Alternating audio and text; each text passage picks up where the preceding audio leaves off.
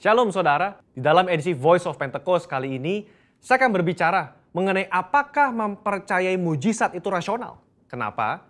Karena sebagian orang Kristen menganggap orang Pentakosta tidak rasional ketika mempercayai mujizat, karunia roh, suara Tuhan, dan juga nubuatan serta hal supernatural lainnya. Mereka menganggap iman yang rasional adalah iman yang tidak bertentangan dengan hukum alam. Apakah benar demikian? Mari kita simak penjelasannya. Untuk itu, kita perlu mengetahui apa itu definisi iman. Saudara, dalam Ibrani 11 ayat yang pertama, iman adalah dasar dari segala sesuatu yang kita harapkan dan bukti dari segala sesuatu yang tidak kita lihat. Dalam ayat ini jelas ada hubungan nyata antara harapan apa yang kita inginkan dalam kehidupan kita, juga penglihatan. Kita ambil contoh, salah satu pahlawan iman di dalam pasal 11 yaitu Yusuf. Yusuf melihat jauh ke depan bahwa umat Israel akan keluar dari Mesir. Dia minta agar tulang-tulangnya dibawa keluar. Padahal saat itu bangsa Israel masih lama berada di tanah Mesir. Tetapi itulah iman. Iman Yusuf menjadi dasar dari sesuatu yang dia harapkan sesuai dengan janji Tuhan. Dan dia berani berkata-kata. Pembacaan seperti inilah yang ditegaskan oleh umat Pentakosta ketika kita berbicara tentang iman. Bahwa apa yang dialami oleh tokoh Alkitab dapat juga dirasakan dan dialami oleh kita hari ini. Iman Pentakosta bukan hanya pengakuan kognitif semata, tetapi iman yang dihidupi dari hari ke hari. Kita percaya sepenuhnya bahwa Alkitab diinspirasikan Roh Kudus untuk mengungkapkan isi hati Allah kepada manusia. Saya bacakan di dalam Yohanes 14 ayat yang ke-6. Tuhan Yesus berkata, kata Yesus kepadanya, akulah jalan dan kebenaran dan hidup. Tidak ada seorang pun yang datang kepada Bapa kalau tidak melalui aku. Yesus tidak mengatakan bahwa dia akan menunjukkan kita kebenaran. Tapi Yesus sendiri mengatakan bahwa akulah kebenaran itu sendiri. Jadi jika Yesus adalah kebenaran, maka apa saja yang dikatakan oleh dia adalah benar adanya. Dengan demikian, kita dapat percaya kepada dia yang berjanji. Sesungguhnya barang siapa percaya kepadaku, ia akan melakukan juga pekerjaan-pekerjaan yang aku lakukan. Bahkan pekerjaan-pekerjaan yang lebih besar daripada itu. Sebab aku pergi kepada Bapa. Berarti, kalau iman kita kepada Allah yang sanggup berbuat mujizat di Alkitab, kita juga berperilaku dan bertindak bahwa Allah sanggup berbuat mujizat di zaman now. Nah, hal inilah yang kadang menjadi kendala bagi sebagian orang Kristen. Bagi mereka, iman yang rasional adalah iman percaya yang tidak bertentangan dengan hukum alam. Kalau ada mujizat atau hal supernatural terjadi, mereka beranggapan berarti Allah sedang melawan hukum alam yang dibuatnya sendiri. Pemahaman ini dikenal dengan teori deisme. Menurut Dallas Willard, ada dua jenis penganut teori deisme. Deisme asli dan deisme Alkitab. Penganut deisme Alkitab adalah mereka yang mengakui mujizat terjadi di zaman Alkitab. Tetapi meragukan bahwa Allah masih bertindak dan berbicara dengan pola yang sama sekarang seperti di Alkitab. Dengan kata lain, Allah mengundurkan diri setelah Alkitab selesai ditulis. Kalau penganut deisme asli, lebih ekstrim lagi. Mereka percaya Allah tidak terlibat aktif dalam dunia manusia setelah alam semesta diciptakan. Dunia hanya berputar kepada poros ilmu pengetahuan dan hukum alam saja. Nah, konsep ini, saudara, dipelopori oleh David Hume dan Baruch Spinoza. Baruch Spinoza berkata, mujizat tidak mungkin terjadi. Kenapa? Karena jika Allah melakukan hal yang supernatural, maka dengan sendirinya Allah melawan hukum alam yang diciptakannya sendiri. Sehingga ada inkonsistensi dalam diri Allah. Pemikiran ini nggak tepat. Karena mereka mengabaikan sosok Allah yang berdaulat, yang ada di luar dimensi ruang dan waktu manusia. Ketika mujizat terjadi, Allah tidak menentang hukum yang dibuatnya sendiri. Tapi dia mengintervensi agar maksud dan tujuan ilahinya tercapai. Sebagai ilustrasi, jika saudara melepaskan buah apel, maka apel tersebut akan jatuh ke tanah. Tapi jika tiba-tiba ada seseorang menangkap apel tersebut sebelum menyentuh tanah, maka bisa dikatakan orang tersebut telah mengintervensi hukum gravitasi. Bukan mengubah atau bahkan meniadakannya. Sama dengan mujizat. Allah tidak mengubah atau menentang hukum yang dia ciptakan sendiri. Dia hanya mengintervensi agar maksud dan tujuan ilahinya tercapai. Orang percaya harus hati-hati terhadap paham deisme ini. Karena kalau tidak, ini akan mempengaruhi cara kita melihat dan menafsir fenomena ilahi. Orang yang percaya kepada paham deisme akan selalu menolak klaim mujizat dan hal supernatural lainnya. Meskipun bukti-bukti di lapangan berbicara sebaliknya. Mungkin saudara pernah mendengar argumen dari 1 Korintus 13 ayat 8 dan 10. Saya bacakan.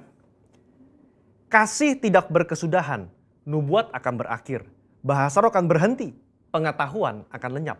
Tetapi jika yang sempurna tiba, maka yang tidak sempurna itu akan lenyap. Karunia nubuatan, suara Tuhan, bahasa roh, dan mujizat seharusnya sudah lenyap sekarang. Kenapa? Karena yang sempurna sudah tiba. Mereka berpikir yang sempurna itu adalah ketika Alkitab selesai ditulis. Padahal kalau dilihat dari konteks tulisan Paulus secara menyeluruh, banyak teolog dan gereja mengafirmasi bahwa yang dimaksud dengan sempurna itu adalah kedatangan Yesus kali yang kedua untuk menjemput umatnya. Ketika kita sudah berada di sorga, nubuat sudah tidak perlu, mujizat sudah tidak perlu, karena kita sudah berjumpa dengan Yesus. Saudara, kalau saya boleh rangkum, maka mempercayai mujizat adalah ekspresi dari iman yang rasional. Iman yang rasional itu melibatkan logika, otoritas firman, dan pengalaman rohani. Apa yang Roh Kudus katakan kepada saudara lewat firman-Nya, itulah yang kita hidupi dan perkatakan. Kalau Yesus yang kita sembah memberikan begitu banyak contoh dalam pelayanannya dengan mujizat, mari kita melayani dengan semangat dan percaya bahwa Roh Kudus-Nya akan meneguhkan pelayanan kita semua dengan tanda dan mujizat. Haleluya. Saudara, untuk penjelasan lebih lengkapnya dari tim teologi kami, jangan lupa buka link yang ada di atas atau scan QR Code yang tersedia. Tuhan Yesus memberkati. Amin.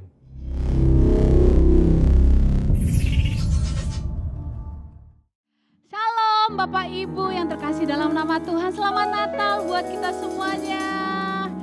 Kami mengucapkan buat semua jemaat Tuhan, GBI GPS, bahkan semua yang menonton ibadah ini, kami mengucapkan selamat Natal. Biarlah damai Tuhan menyertai hidup kita. Haleluya! Kau lahir di dunia ini untuk menyelamatkan kami Tuhan. Kami bersyukur.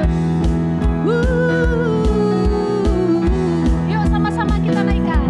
Dia lahir untuk kami, Dia mati untuk kami, Dia bangkit untuk kami semua. Dia itu Tuhan kami, Dia itu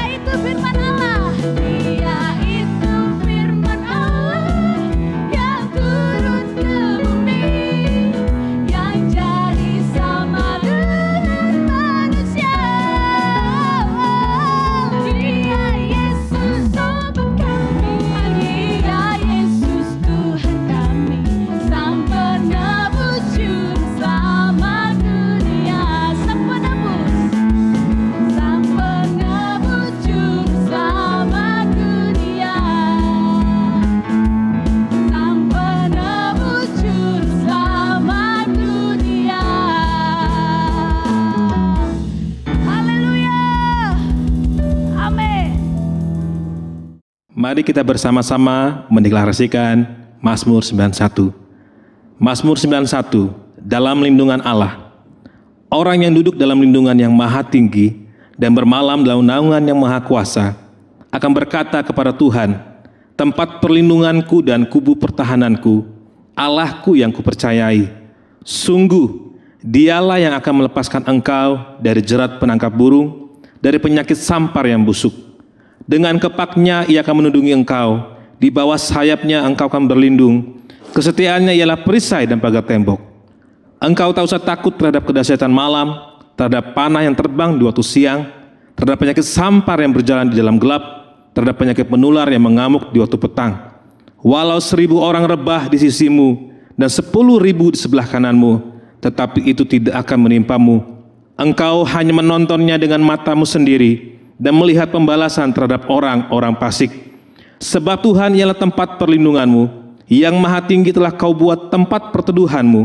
Malapetaka tidak akan menimpa kamu, dan tulah tidak akan mendekat kepada kemahmu. Sebab malaikat-malaikatnya akan diperintahkannya kepadamu untuk menjaga engkau di segala jalanmu. Mereka akan menatang engkau di atas tangannya, supaya kakimu jangan terantuk kepada batu. Singa dan ular tedung akan kau langkahi, engkau akan menginjak anak singa dan ular naga. Sungguh hatinya melekat kepadaku, maka aku akan meluputkannya. Aku akan membentenginya, sebab ia mengenal namaku. Bila ia berseru kepadaku, aku akan menjawab. Aku akan menyertai dia dalam kesesakan. Aku akan meluputkannya dan memuliakannya. Dengan panjang umur akan kukenyangkan dia, dan akan kuperlihatkan kepadanya keselamatan daripadaku. Bapa kami yang baik, kami sungguh mengucap syukur Tuhan. Di minggu terakhir, di akhir tahun ini Tuhan, kami sungguh merasakan kasih Tuhan nyata dalam hidup kami. Suka dan duka kami lalui Tuhan, kami tahu ada penyertaan Tuhan dalam hidup kami. Kami mau memberikan pujian, hormat, kemuliaan hanya bagi Tuhan. Sebab kami tahu itu yang terbaik dan itu yang layak untuk kami berikan buat Tuhan. Ini pujian kami di hadapan-Mu Tuhan Yesus.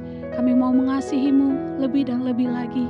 Ajari kami Tuhan untuk lebih lagi bersyukur di hadapan Tuhan. Keadaan apapun itu, kami mau tetap katakan dan kami mau tetap pegang janji-Mu ya Tuhan. Terima kasih Tuhan, Kau baik, dahsyat, luar biasa dalam hidup kami. Terima kasih.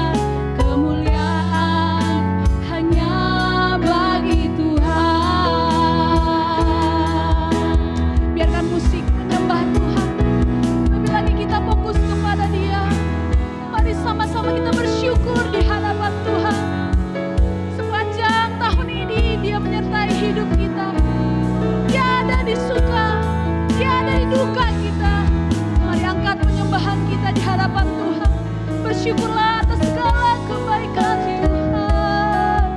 Kami bersyukur Tuhan.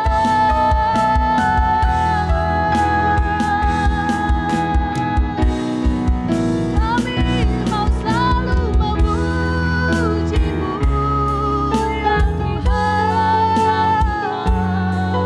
Kami mau selalu menyembah-Mu Tuhan.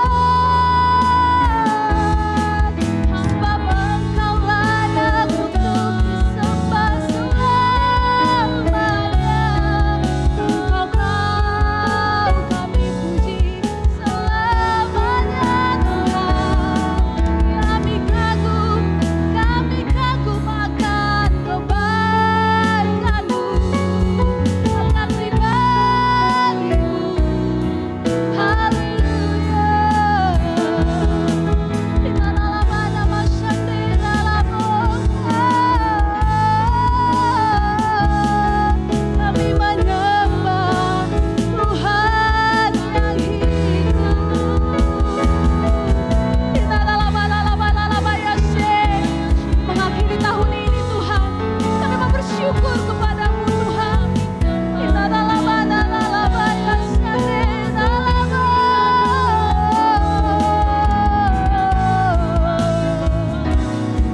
terima kasih Tuhan, terima kasih Tuhan, kami bersyukur. Mari saudara kita sembah Dia.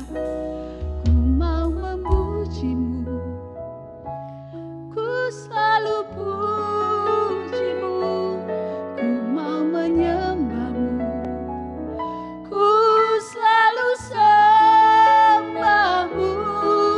Kau yang layak terima semua pujian, kemuliaan hanya bagi Tuhan. Biar yang bernapas memuji nama-Mu Tuhan. Mau memuji-Mu, ku selalu puji-Mu, mau menyembah-Mu, ku selalu sembah-Mu. Kau yang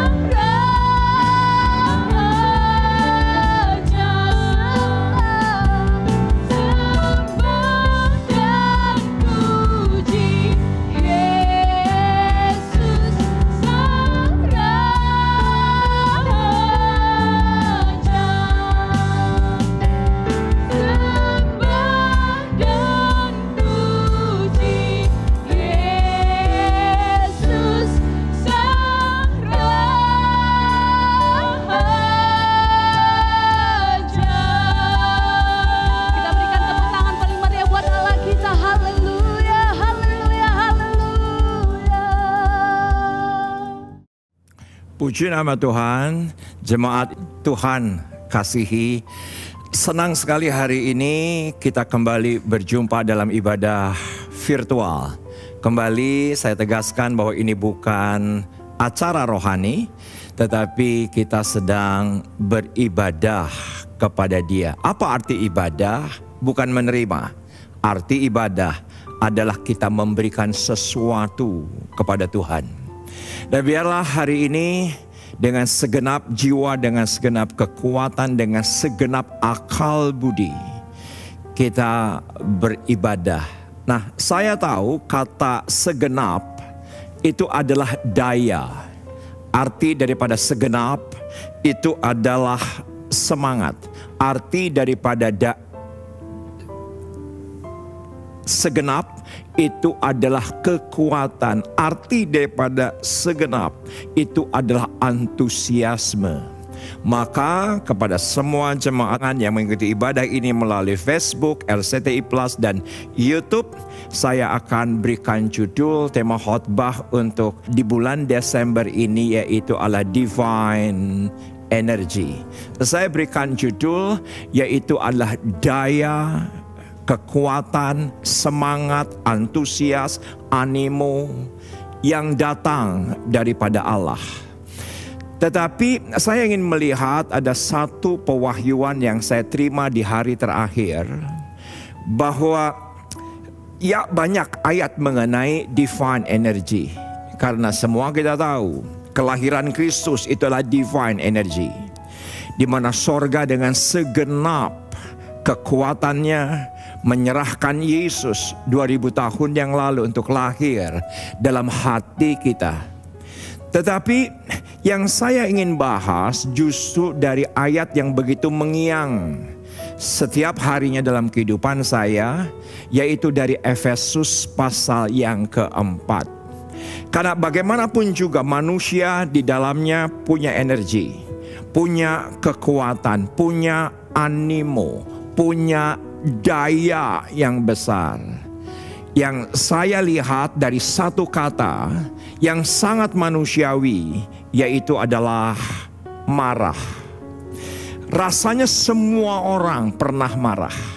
Rasanya semua orang bisa marah. Dari ketika dia kecil bahkan sampai dewasa sekalipun, yang namanya emosi, perasaan marah itu sepertinya sudah built in, sudah menyatu dengan yang namanya manusia. Mungkin ada di antara Anda berkata, saya adalah orang yang paling sabar, puji Tuhan. Saya adalah orang yang paling pendiam, puji Tuhan. Saya adalah orang yang sangat bisa mengendalikan diri, puji Tuhan. Tetapi bagaimanapun dalam diri seseorang pasti pernah, yaitu adalah marah. Efesus 4 ayat yang ke-26 berkata, apabila kamu menjadi marah, janganlah kamu berbuat dosa. Janganlah matahari terbenam sebelum padam. Dari NIV saya dapati kata dan janganlah beri kesempatan kepada iblis.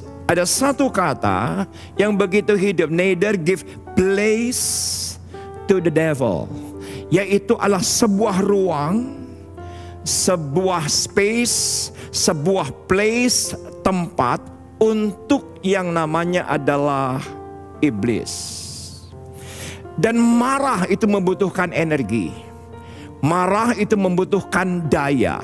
Marah itu membutuhkan kekuatan. Ya memang betul, tidak perlu dengan kata-kata, tidak perlu dengan umpatan, tidak perlu dengan kata-kata yang keras. Justru yang bahaya menurut saya justru adalah ketika seseorang tetap diam tapi hatinya marah. Itu energi yang harus dikendalikan. Dia tidak bereaksi, dia tidak mengumpat, dia tidak berkata-kata kasar, dia tidak bereaksi salah, tapi dia diam saja.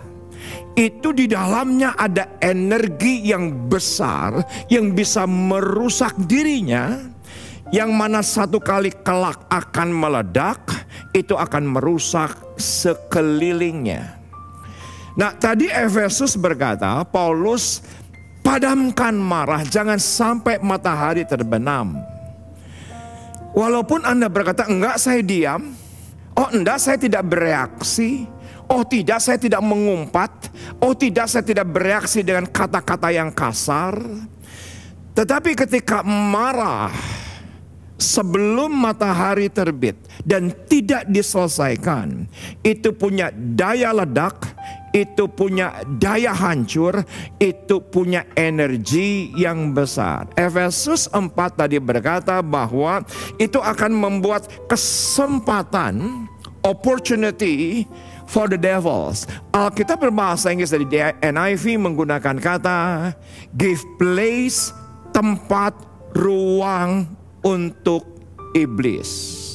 Yang mana semua kita tahu kekuatannya, energinya, daya ledaknya sangat luar biasa. Perhatikan slide ini. Marah adalah surat izin. Marah adalah pintu masuk iblis dan sakit penyakit ke dalam ruang hidup kita.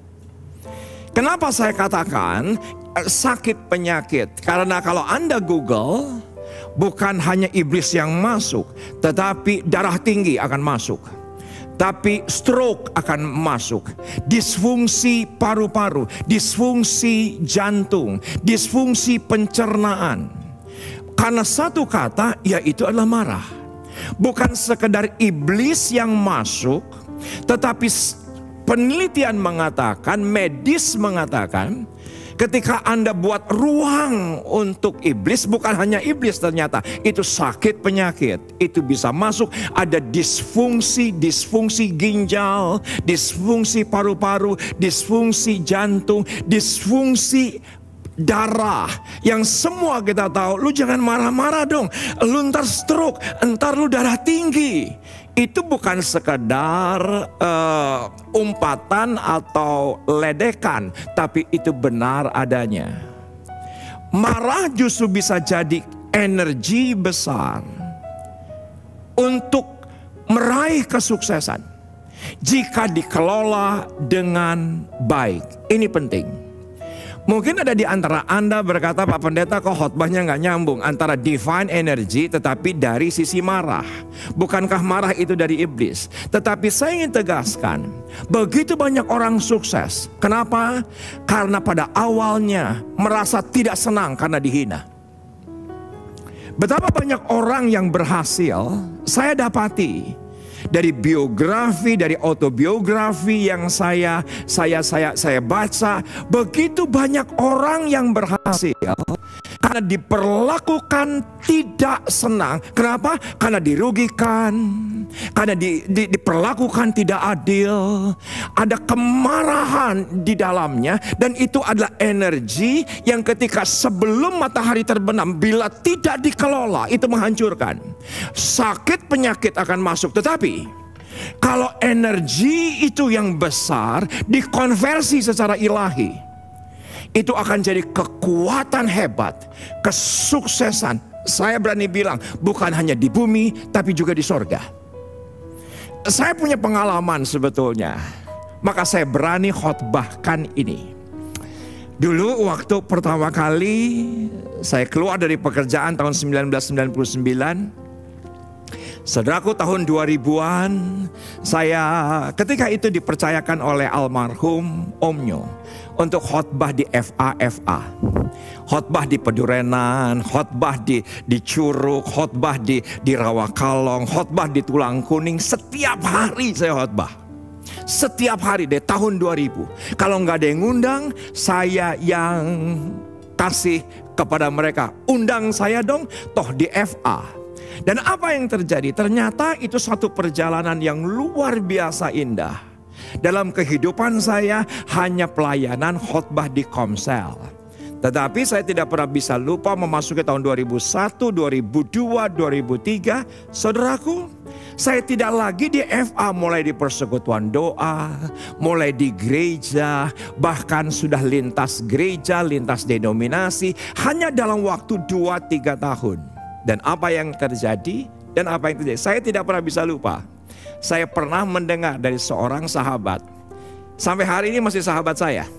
Saya mendengar perkataan, ledekan, penghinaan yang keluar dari mulutnya dan sampai kepada telinga saya. Dia bilang begini, saya tidak malu mengatakan kepada Anda, Pendeta Muhammad Riza Solihin sekarang khotbah di mana-mana karena dia bekas agen asuransi. Saudaraku, itu penghinaan. Itu sesuatu yang tidak menyenangkan. Dan rasanya ingin marah begitu. Rasanya ingin marah begitu. Tetapi apa yang terjadi? Saudaraku, dari situ saya banyak belajar. Dari situ saya memperbaiki diri. Dari situ saya upgrade diri saya. Karena saya tahu persis banyak orang berhasil itu ketika dia mengkonversikan energi marah menjadi sesuatu yang ilahi, yang divinely, yang sorgawi. Saya juga mau kasih kesaksian nih. Waktu kita terakhir tanggal 15 Maret ibadah offline di gereja. Tanggal 22 Maret kami tidak membuat gereja online. 29 Maret kami tidak membuat gereja online. Dan semua Anda bisa mengikuti di channel di YouTube, di RCT Plus dan juga di YouTube. Kami mulai membuat seri khotbah yaitu sejak bulan April. Dan Anda tahu, harus setiap minggu yang saya khotbah. Saya nggak mungkin undang pengkhotbah lain. Karena social distancing, mereka juga nggak mau ke Sawangan, jauh. Jadi akhirnya saya yang berkhotbah. Itu pun masih ada yang DM saya, ada yang WA saya. Lu kok sekarang setelah khotbah online tambah berantakan hermeneutiknya? Kok lu tambah berantakan sistematikanya? Saudaraku, saya minta maaf. Dulu untuk satu outline khotbah, saya bisa gumulkan dalam 1 bulan. Sekarang setiap minggu kejar setoran. Minta sama Roh Kudus, Tuhan tolong. Tuhan tolong. Dengan segala keterbatasan. Wah, lu kalau khotbah kayak begitu, kalau gua jadi dosen penguji pengkhotbah, lu gak bakal lulus. Saudaraku, itu bukan perkataan yang menyenangkan. Tetapi apa yang terjadi? Saya konversikan. Saya kelola dengan baik. Yaitu ketika rasa tidak senang karena diperlakukan tidak adil. Rasa tidak senang ketika dihina. Rasa tidak senang karena diperlakukan kasar. Saya tahu persis. Saudaraku, banyak orang berhasil ketika dia mengkonversikan rasa marahnya. Itu akan jadi kekuatan besar, energi besar, animo besar. Untuk yuk belajar, yuk upgrade diri. Kita sampai pada titik ini, saudaraku, saya banyak sekali dapat masukan. Masukannya kadang ya cuman mengkritik, ya cuman menghina. Buat saya tidak masalah. Yang penting saya bisa konversikan semua itu untuk Tuhan, untuk melayani, untuk menjangkau jiwa. Saya banyak pengalaman 20 tahun dalam pelayanan, di mana disalahartikan, di mana dihina, rasanya sudah melakukan sesuatu yang baik tetapi tetap ditekan. Saudaraku, saya punya rasa marah pasti. Kenapa? Orang sabar pun punya rasa marah. Orang pendiam pun punya rasa marah. Tetapi ketika itu dikelola dengan benar, maka segala sesuatu yang negatif itu bisa menjadi energi yang positif. Dan bukan hanya positif, tetapi bisa menjadi divine energy. Kita akan lihat satu bagian yang mana terus terang ini saya menjadi semakin mengerti kenapa perjanjian baru berkata bahwa Daud adalah seseorang yang berkenan di hati Allah. Sekarang saya menjadi jauh lebih mengerti. Kenapa saya katakan demikian? Yuk kita akan lihat 2 Samuel 16 ayat yang ke-5 hingga dengan ayat yang ke-12. Backgroundnya adalah ketika itu Absalom, anak daripada Daud sendiri, mengkudeta, dan bukan hanya mengkudeta pemerintahan, tapi juga mengkudeta istana. Nah, yang luar biasanya lagi, yang namanya rakyat daripada Israel, yang mana Daud sebagai raja pasti sudah melakukan yang baik, pasti sudah melakukan yang terbaik untuk rakyatnya. Tetap ada yang condong kepada Absalom dan mengkhianati Daud. Saudaraku, Anda bisa visualisasikan, imajinasikan rasa marah daripada Daud. Saya bisa imajinasikan anak sendiri mengkudeta, anak sendiri mengusir dia dari istana. Dan bukan itu saja, tetapi rakyat yang senantiasa dia pikirkan, yang dia berikan yang terbaik dari hidupnya untuk rakyatnya, juga mengkhianati. Saya bisa memvisualisasikan apa yang terjadi dengan Daud.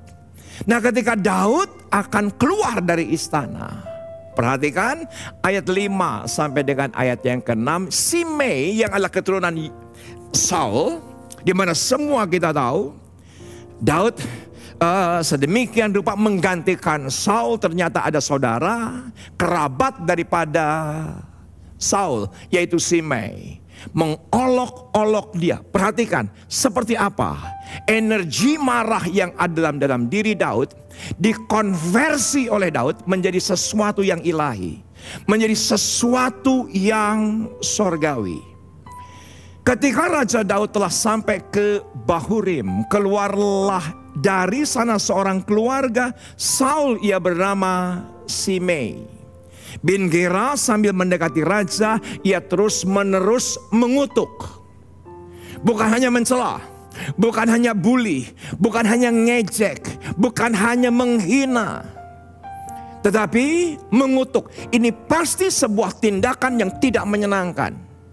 Dan ini pasti Daud yang ketika terima kutukan demi kutukan, walaupun ya mungkin dia manusia paling sabar sekalipun, ya mungkin dia orang yang paling pendiam sekalipun, tetapi saya memberanikan diri berkata, pasti ada rasa marah. Daud dan semua pegawai Raja Daud dilemparinya dengan batu.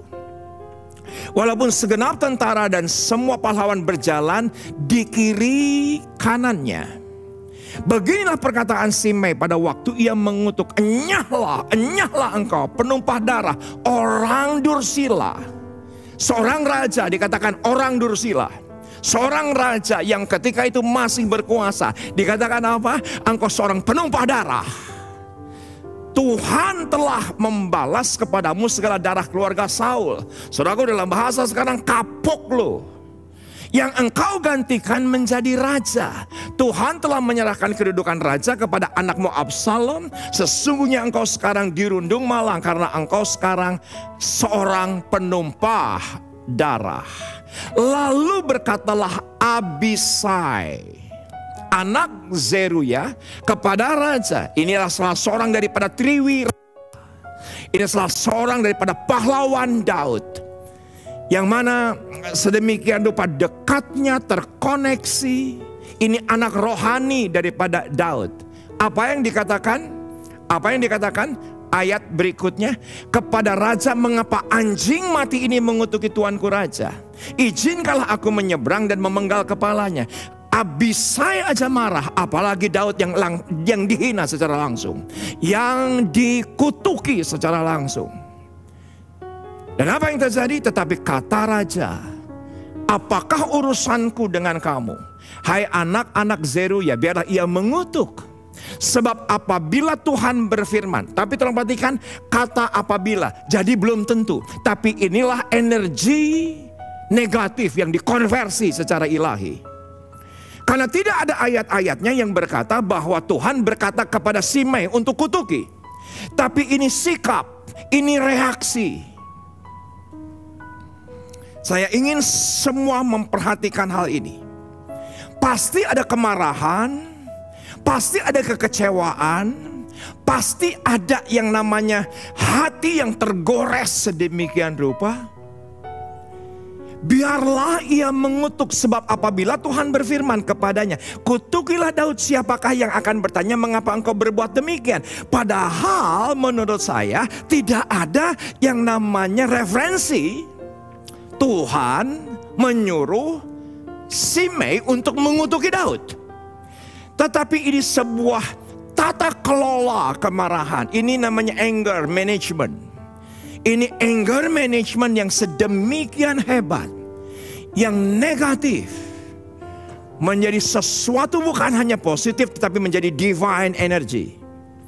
Ini menjadi sesuatu kekuatan, daya, semangat untuk Daud terus melayani Tuhan. Dia upgrade dirinya. Dia tidak jatuh, dia tidak terpuruk dengan kutukan orang. Tetapi itu menjadi satu konversi daya ledak yang sekarang kita mengerti, dan lebih lagi mengerti kenapa Daud begitu dikasihi oleh Allah. Pula kata Daud kepada Abisai dan kepada semua pegawainya, sedangkan anak kandungku ingin mencabut nyawaku. Terlebih lagi sekarang orang Benyamin ini, biarkanlah dia dan biarlah ia mengutuk, sebab Tuhan yang telah berfirman kepadanya demikian. Dan juga tidak ada indikasi Tuhan berbicara kepada Daud bahwa Daud, aku suruh loh Shimei mengutuki engkau. Tidak ada referensi. Tetapi kata apabila di sini, Daud berkata bahwa segala sesuatu pasti seizin Tuhan. Kalau ada orang-orang di sekitar Anda yang mengecewakan Anda, kalau ada orang-orang yang di sekitar Anda, orang yang begitu dekat dengan Anda, yang sedemikian rupa menghina Anda harus cerdas secara roh. Dan Anda berkata, ya Tuhan, aku mau lebih baik. Ya Tuhan, ini menjadi titik awal aku alami kesuksesan besar. Energi kemarahan yang negatif, yang merusak, yang di dalamnya bisa iblis masuk, yang di dalamnya bisa sakit penyakit masuk, justru kita bisa konversi untuk menyenangkan hati Tuhan. Mungkin Tuhan akan memperhatikan kesengsaraanku, ayat 12. Dan Tuhan membalas yang baik kepadaku sebagai ganti kutuk orang itu pada hari ini. Saudaraku, betapa cerdasnya Daud. Dia berkata, biarkan dia mengutuki aku, biarkan dia menghina aku. Mungkin ada di antara Anda yang di hari terakhir, oleh karena keadaan pandemi, Anda marah sedemikian rupa. Ada rencana yang tertunda, Anda marah sedemikian rupa. Ada keinginan yang batal, marah sedemikian rupa.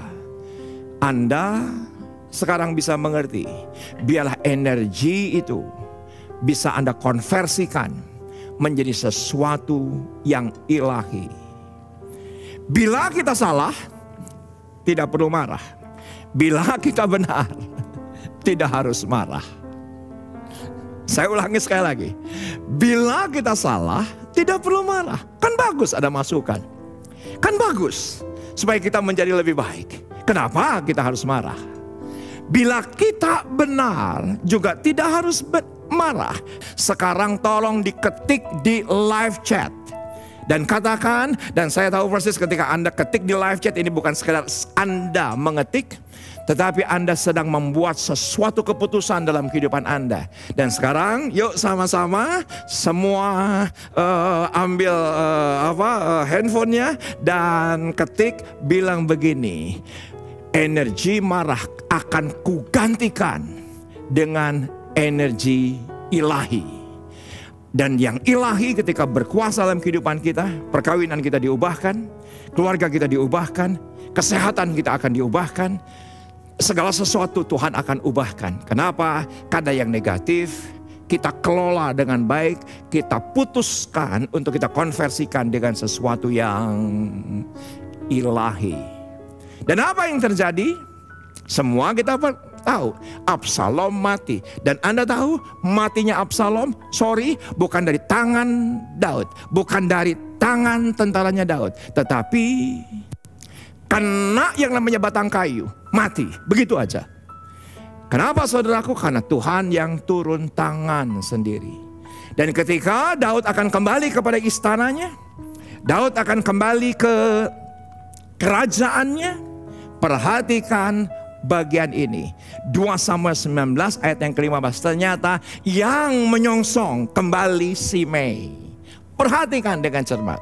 Raja berangkat pulang, Simei menyongsong raja.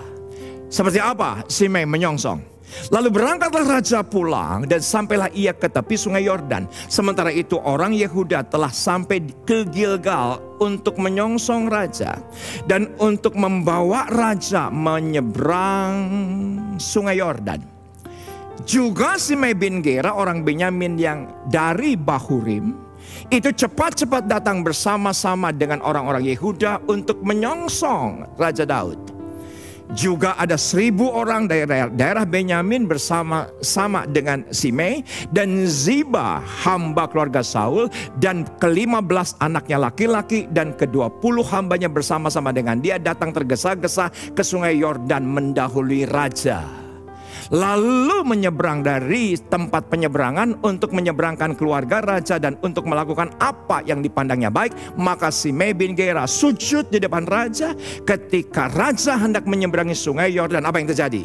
Dan berkata kepada raja, janganlah kiranya tuanku tetap memandang aku bersalah. Ada penyesalan di dalam diri Simei.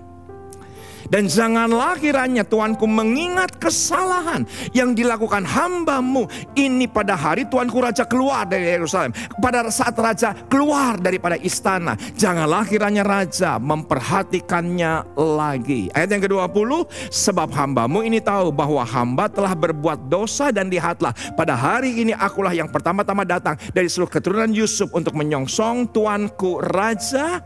Lalu berbicaralah Abisai. Perhatikan, yang mana ketika di 2 Samuel 16 dia berkata, biar aku bunuh aja anjing mati ini. Tadi saya menjelaskan kepada Anda, biar ku bantai aja karena dia sudah mengutuki engkau raja. Tetapi energi marah dikonversi oleh Daud. Dia cerdas dan dia berkata pasti Tuhan akan balaskan yang baik. Tuhan akan balaskan yang ilahi. Tuhan akan balaskan yang sorgawi. Dan akhirnya Daud dikembalikan Tuhan kepada kerajaannya, istananya, Yerusalem. Dan perhatikan apa yang dikatakan Abisai, anak Zeruya, katanya, bukankah Simei patut dihukum mati karena ia telah mengutuki orang yang diurapi Tuhan. Perhatikan betapa ini sesuatu yang divinely, sesuatu yang sorgawi. Yang dikatakan oleh reaksi daripada Daud. Tapi kata Daud, apakah urusanku dengan kamu, hai anak-anak Zeruya, sehingga kamu pada hari ini menjadi lawanku? Masakan pada hari ini seorang dihukum mati di Israel, sebab bukankah aku tahu bahwa aku pada hari ini adalah raja atas Israel? Kemudian berkatalah raja kepada Simei, engkau tidak akan mati. Lalu raja bersumpah kepadanya bahwa engkau Simei, sebagaimana rakyatku yang lain, aku tidak akan perlakukan yang salah kepada dirimu. Pengampunan adalah instrumen untuk mengubah energi negatif menjadi positif. Dan bukankah itu Natal? Dan bukankah itu adalah Desember? Desember bukan seperti Februari. Februari itu eros, kata dasar daripada erotis. Kasih yang di dalamnya ada nafsu, perasaan, emosi. Saudaraku, Desember bukanlah Februari, yang dimana orang bawa coklat, bawa bunga. Mungkin kasihnya itu filia, persaudaraan. Desember bukanlah kasih persaudaraan. Bahkan Desember juga bukan kasih storge, yang dimana di dalamnya ada ikatan darah. Kenapa saya dikatakan demikian? Karena semua kita tahu yang namanya eros rentan, buktinya ada perceraian. Yang namanya philia, kasih persaudaraan rentan. Walaupun di gereja menyanyikan kau saudaraku, kau sahabatku. Buktinya gereja pecah. Buktinya gereja saling menghina. Saudaraku, kasih bulan Desember adalah agape, yaitu adalah keikhlasan dia mengampuni kita. Dan Anda yang telah terima pengampunan, Anda yang telah terima Yesus, mungkin di hari terakhir Anda sedang marah dengan orang-orang di sekitar Anda yang menghina, yang memperlakukan Anda dengan tidak selayaknya, bahkan ada yang mengutuki Anda. Biarlah pengampunan adalah instrumen terindah, hadiah yang terindah, yang kita bisa berikan kepada diri kita sendiri. Mungkin Anda berkata, ini pengampunan untuk Anda. Bukan, pengampunan adalah untuk diri Anda sendiri. Dan hadiah yang terindah untuk diri Anda sendiri, yaitu Anda mengampuni dirimu sendiri. Itu adalah hadiah yang terindah. Dari segala kemarahanmu, dari segala energi negatifmu. Nah sekarang yuk sama-sama kembali live chat. Kembali live chat. Tulis begini, bahwa hadiah terindah untuk diriku adalah pengampunan. Saudaraku, saya senang dengan kesaksian keluarga dipulihkan. Saya senang dengan kesaksian toko diberkati. Saya senang dengan kesaksian pelayanan dipakai luar biasa. Tapi yang terindah adalah pengampunan. Dan ketika pengampunan itu Anda berikan kepada diri Anda sendiri, Anda akan lihat 2021. Semua kemarahan Anda di sepanjang tahun 2020 Tuhan akan gantikan dengan yang sorgawi. Tuhan akan gantikan dengan yang ilahi. Tuhan akan gantikan. Dan slide yang terakhir, Anda harus capture. Kalau bisa ditaruh sepanjang bulan Desember ini di apa case ya? Kalau yang di depan di wallpaper. Jadi bukan karena mereka pantas menerima pengampunan, tapi karena kita pantas menerima kedamaian dan masa depan. Saya berani bilang, tanpa pengampunan tidak ada masa depan. Mungkin Anda berkata, oh Pak, ada masa depan Pak. Karena saya bekerja dengan keras, karena saya sekolah dengan kerja keras. Saudara, tolong perhatikan, tidak ada pengampunan, tidak ada masa depan. Tidak ada pengampunan, tidak akan pernah ada yang namanya damai sejahtera. Dan saya mau berkata kepada semua Anda punya hak atas masa depan Anda. Masa depan, pengharapan yang penuh dengan pengharapan dan gilang gemilang. Biarlah energi kemarahan yang dalam kehidupan kita dikonversikan oleh satu kata, pengampunan. Maka Anda punya hak untuk mendapatkan kedamaian. Dan Anda juga punya hak untuk masa depan yang penuh dengan pengharapan. Kenapa Yesus lahir 2000 tahun yang lalu? Hanya untuk satu kata, agar Anda punya masa depan. Kenapa Yesus mati mengampuni kita? Hanya untuk satu kata, yaitu agar Anda dan saya, keluarga kita, pelayanan kita, gereja kita, bangsa kita punya masa depan. Kenapa dia harus memberikan energinya yang begitu hebat? Karena Yesus juga pernah marah ketika dia di bait Allah. Yesus juga pernah marah ketika dia di bait Allah. Dan biarlah kemarahan ini digantikan dengan sesuatu yang ilahi, agar Anda dan saya punya masa depan. Dan saya tahu persis, masa depan ada di tangan Anda. Masa depan yang penuh dengan pengharapan. Dan semuanya indah. Ini keputusan Anda, keputusan saya. Yuk kita ambil keputusan. Kita punya masa depan. Amin. Senang sekali saya bisa menjabarkan sesuatu yang tersembunyi dari satu kata, yaitu adalah marah. Energi marah punya kekuatan daya ledak yang luar biasa, yang bisa menghancurkan.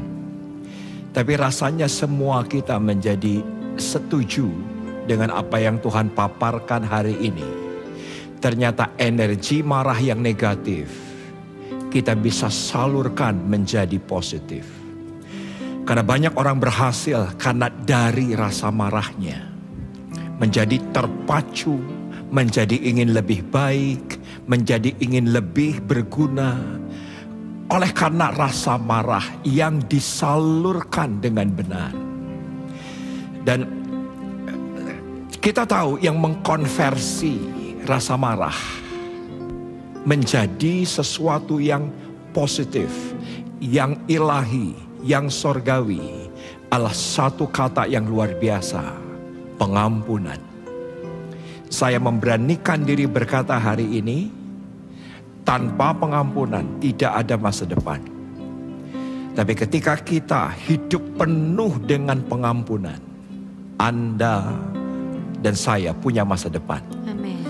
Saudaraku, Yesus lahir 2000 tahun yang lalu hanya untuk satu kata, pengampunan. Karena tanpa pengampunan tidak ada masa depan. Tanpa pengampunan tidak ada yang lebih baik. Dan kita bersyukur hari ini, ternyata rasa marah itu bisa dikonversikan kepada sesuatu yang sangat positif dengan satu instrumen sorga, yaitu adalah pengampunan. Amin. Sama-sama kita memejamkan mata, dan mungkin sepanjang firman Tuhan dibentangkan, Anda tahu harus ada keputusan pengampunan yang Anda lakukan. Anda bisa saja seminar, Anda bisa saja melakukan pertemuan besar KKR. Tetapi menurut saya, detik ini pun ketika Anda lepaskan pengampunan, sesuatu yang luar biasa pasti terjadi dalam kehidupan kita. Kita taruh tangan kiri di dada dan kita katakan dan kita pujikan sebuah lagu penyembahan. Aku mau jadi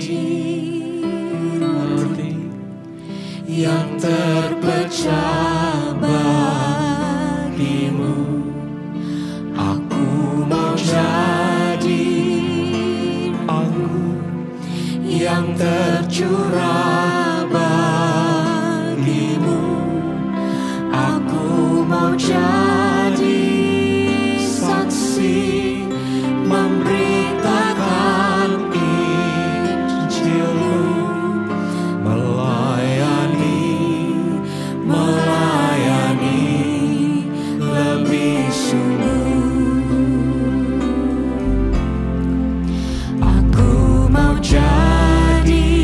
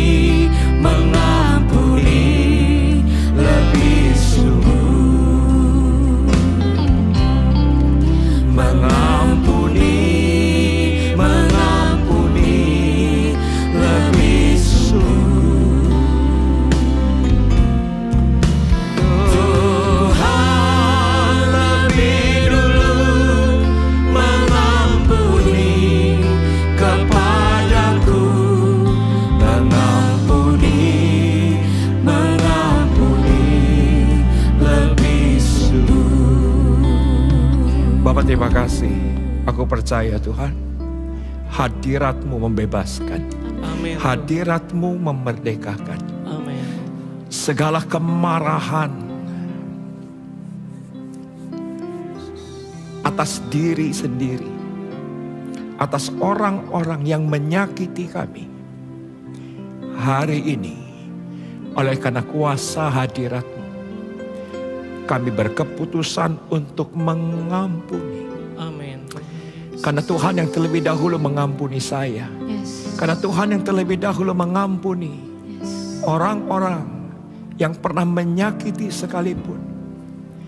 Dan Tuhan, kami mau kemarahan karena diperlakukan tidak adil, kemarahan karena diperlakukan, dikecewakan, kami konversikan dengan energi positif untuk hal-hal yang ilahi, hal-hal yang berguna, hal-hal yang produktif justru terjadi dalam kehidupan kami. Amin. Bapak, Engkau lihat sendiri anak-anak-Mu yang saat ini sedang di rumah, yang meminta anugerah, meminta kekuatan untuk mengampuni.